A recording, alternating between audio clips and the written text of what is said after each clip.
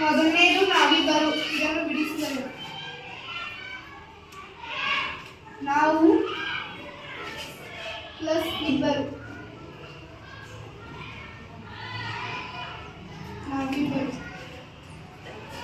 ನಾವಿಬ್ಬರು ಇದನ್ನು ಬಿಡಿಸಿ ಬರೆದಾಗ ನಾವು ಪ್ಲಸ್ ಇಬ್ಬರು. ಇದು ಪೂರ್ವ ಪದ, ಇದು ಉತ್ತರ ಪದ.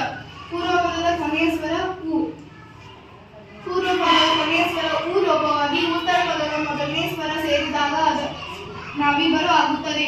ಆದ್ದರಿಂದ ಇದನ್ನು ಲೋಪಸಂಧಿ ಎನ್ನುವುದು.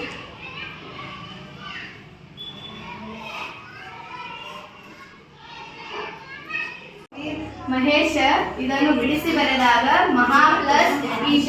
ಇದು ಪೂರ್ವ ಪದ, ಇದು ಉತ್ತರ ಪದ.